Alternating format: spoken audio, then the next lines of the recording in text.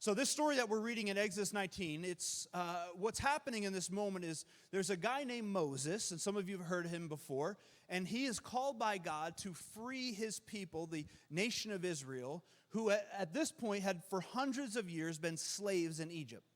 And so God calls Moses, who, if you remember the story, right, he was born an Israelite but raised as a prince.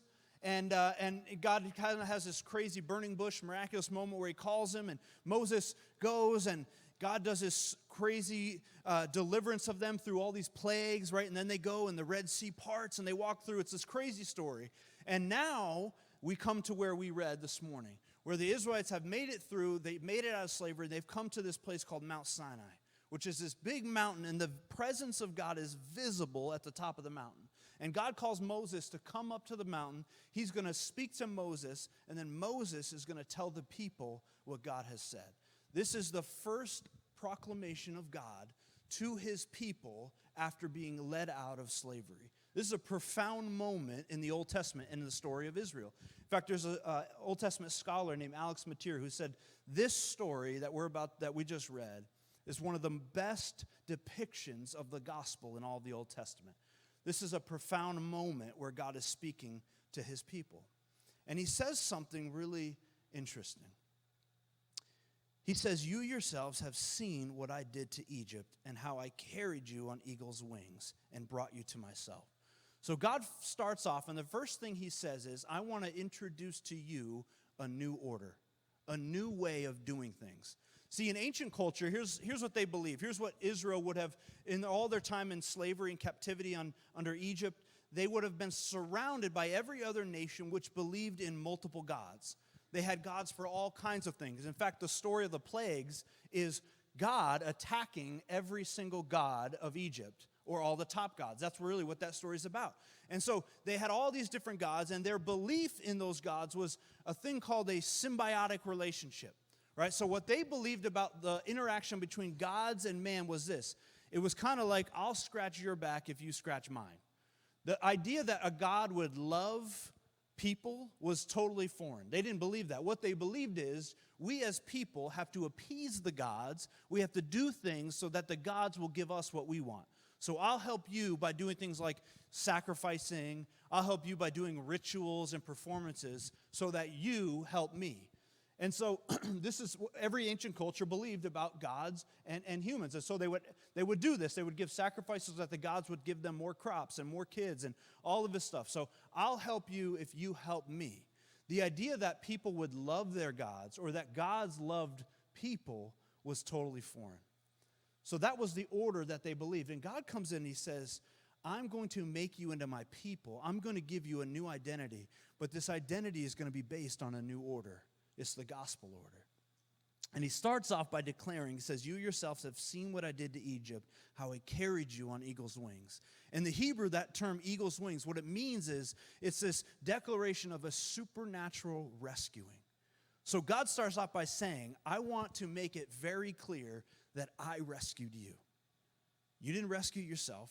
You didn't contribute anything to it. You weren't really good. You weren't really strong. You weren't really powerful, right? God is declaring to the nation of Israel, you did not rescue yourself. I rescued you. I brought you to myself, to my heart. He's making a proclamation of complete grace, right? Your new identity, which is no longer slaves, but now my people, is not a work of you. It's a work of me and my grace and love for you. The starting point in the new order is God's grace. It's his love. This was a completely profound concept for them. This would have been totally different from anything they had heard.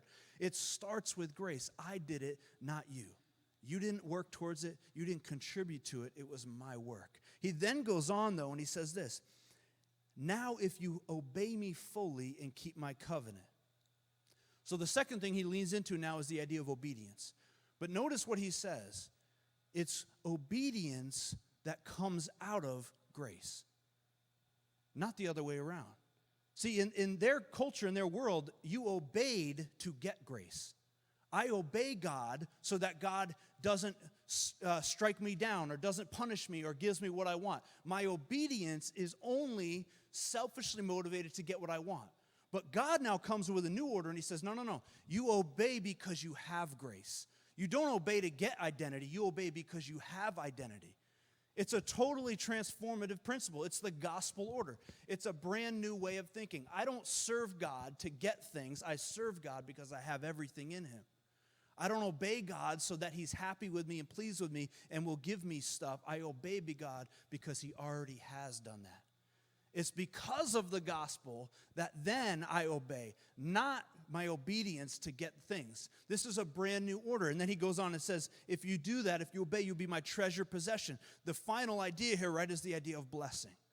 So this new order is this: because of my grace, obey me. Because of I love you, obey me. And obey me because I love you, care about you, and I have designed you and made you.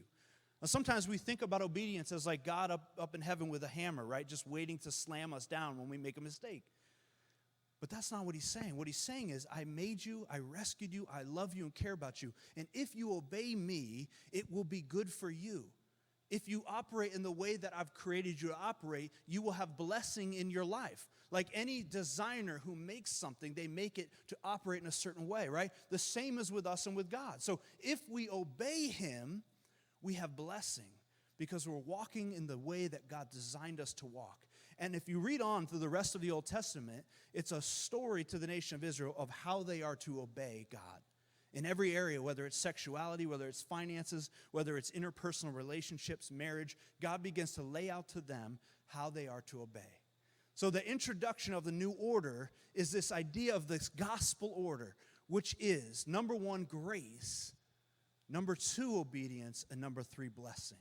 This is the way that the nation of Israel is to live. And here's why this moment is so profound. God is giving them a new identity. He's saying, before you were slaves, but now you are my children. Now you have been made free, and your life is no longer based on what enslaved you. Now your life is based on the new order, the gospel order. This is a moment that profoundly was intended to change not only Israel, but eventually all of humanity. It was the introduction of the gospel order, the new order.